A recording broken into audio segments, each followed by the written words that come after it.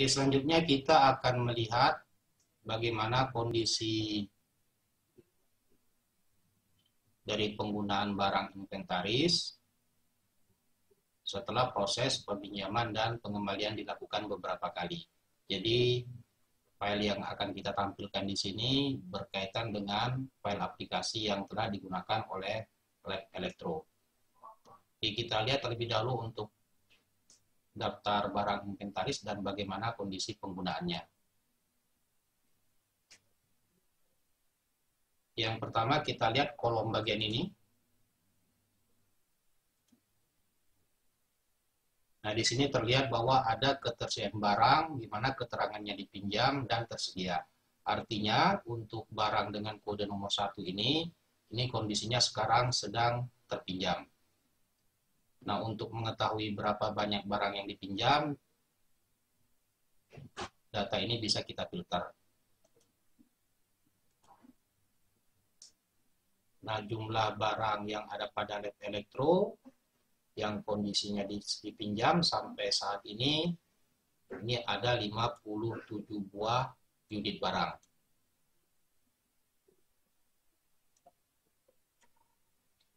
Selanjutnya, lama pemakaian setiap barang juga terekam. Sebagai contoh, untuk barang dengan kode nomor 2, ini telah dipakai selama 349,58 hari. Dan jumlah pemakaiannya ini sebanyak 9 kali pemakaian. Artinya, barang dengan nomor kode 2 ini telah dipinjam dan dikembalikan sebanyak 9 kali. Nah, jika kita akan melihat siapa saja yang telah menggunakannya, ini kita arahkan pada bagian ini, kemudian kita pilih tombol daftar peminjaman. Jadi inilah identitas pengguna yang telah menggunakan barang dengan kode nomor 2 yaitu Power Supply DC. Oke, selanjutnya di sini tersedia beberapa tombol ya. Sebagai contoh misalnya untuk tombol ini pernah dipinjam. Ini kalau kita klik, ini akan menampilkan barang-barang yang telah pernah digunakan. Baik barang tersebut masih dalam kondisi dipinjam ataupun telah dikembalikan. Sedangkan ini artinya barang-barang ini belum pernah dipinjam sama sekali. Kemudian untuk bagian ini sama seperti pembahasan kita tadi ya. Nah, data-data ini bisa juga kita konversi ke Excel dengan mengklik tombol ini misalnya untuk membuat laporan atau report, tetapi di sini juga telah tersedia tombol untuk mencetak laporannya. Jadi bagian ini sebenarnya kita konversi ke Excel jika format laporannya beda dengan yang ditetapkan pada aplikasi ini. Nah, salah satu laporannya misalnya untuk membuat report tempat penyimpanan barang. Caranya tinggal kita klik bagian ini, tetapi sebelumnya kita arahkan dulu karena di sini ada beberapa tempat penyimpanan. Jadi kita pilih salah satu tempat penyimpanan. Sebagai contoh misalnya jika kita akan membuat report atau laporan barang-barang yang ada di lab telekomunikasi, ini kita arahkan ke sini, kemudian kita klik bagian cetak.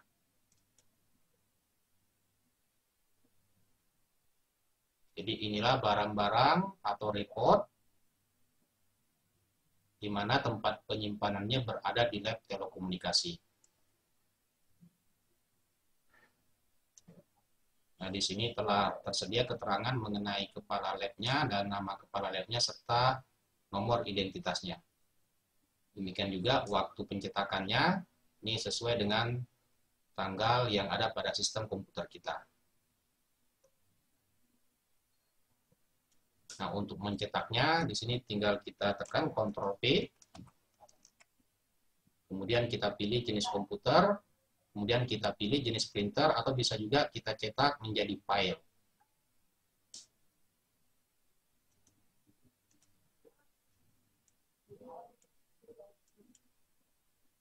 Contoh lain, misalnya jika akan kita cetak barang-barang yang ada di lemari 1, kita arahkan ke lemari 1, kemudian kita pilih cetak.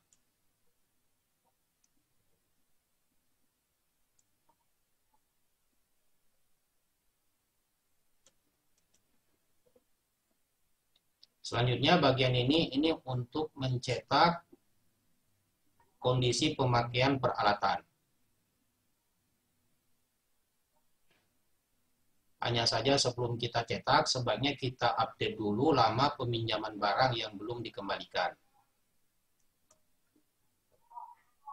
Jadi kita tutup terlebih dahulu.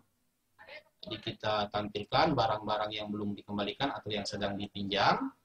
Nah, di sini kita update lama pemakaiannya. Jadi ketika kita klik pada bagian ini, maka aplikasinya akan mengupdate lama pemakaian. Dalam hal ini lama pemakaian barang yang sedang dipinjam sesuai dengan waktu saat ini. Sebabnya di sini kita menggunakan tombol panah ke bawah ya, jadi proses update-nya lebih cepat. Jadi yang diupdate di sini hanya data-data yang kondisinya sedang dipinjam. Kemudian barulah kita cetak.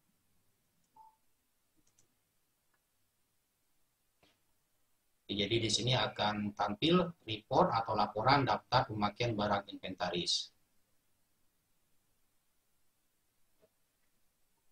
Untuk barang nomor 1 ini berarti kondisinya masih sedang dipinjam karena di sini belum dikembalikan ya. Demikian juga di sini kita bisa melihat siapa saja yang telah menggunakan barang dengan kode nomor 1.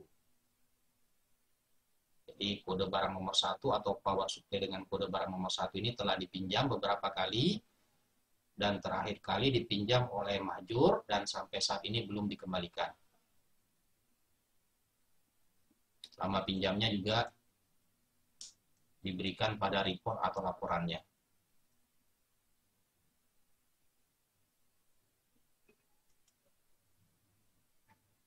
Oke, jadi jika kita simpulkan informasi yang kita peroleh pada bagian ini, yang pertama adalah ketersediaan barang, apakah dipinjam atau ada di lab. Kemudian lama pemakaian dan jumlah pemakaian setiap barang.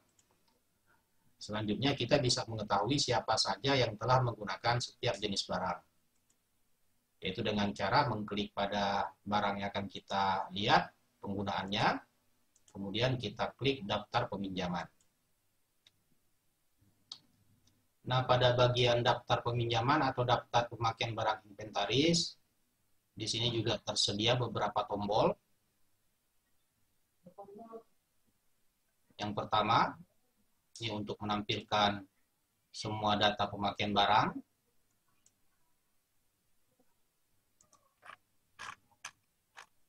Ini bisa kita urutkan ya dari yang terbesar ke yang terkecil atau sebaliknya.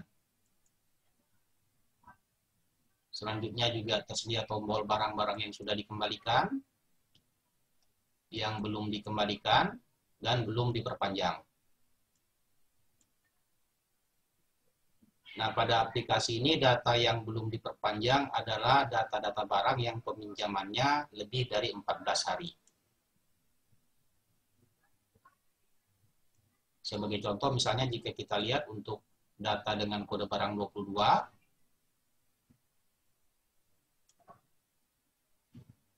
ini telah dipinjam lebih dari 123 hari dan sampai saat ini belum diperpanjang. Dan ini sebenarnya sudah pernah diperpanjang satu kali, yaitu pada tanggal 10 Maret.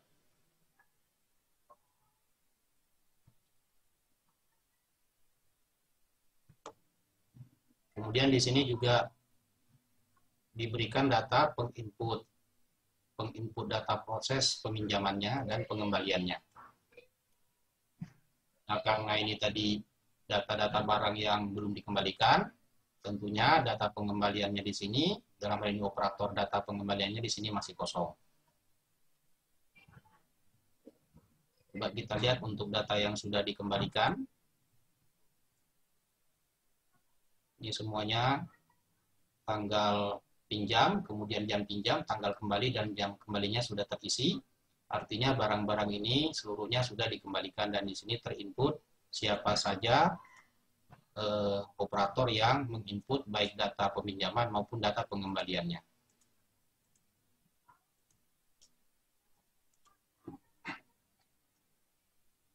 Oke, selanjutnya di bagian ini juga diberikan tombol untuk mencetak pemakaian. Nah, di sini ada beberapa pilihan. Jika kita akan mencetak seluruh pemakaian, berarti kita ketik angka 1. Jika yang akan kita cetak hanya barang-barang yang sudah kembali, berarti opsinya opsi yang kedua, nomor 2, yang belum dikembalikan, opsinya nomor 3, dan jika akan kita cetak sesuai dengan tanggal, berarti kita memilih opsi nomor 4. Sebagai contoh, misalnya jika kita akan mencetak pemakaian barang dari selama 1 bulan, anggaplah misalnya contohnya pada bulan Maret tahun 2020, berarti di sini kita ketik angka 4. Kemudian kita inputkan tanggal awalnya. Nah, dalam proses penginputan tanggal di sini harus kita sesuaikan dengan format penulisan tanggal pada laptop atau komputer yang kita miliki. Untuk mengetahuinya, kita bisa masuk ke setelan waktu dari komputer kita.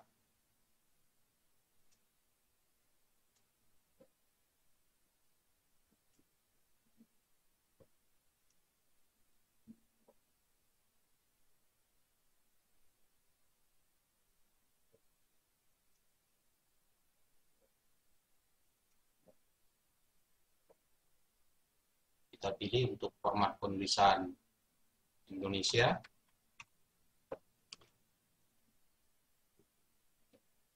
Jadi untuk format Indonesia, awalnya adalah tanggal, kemudian bulan, dan disusul dengan tahun.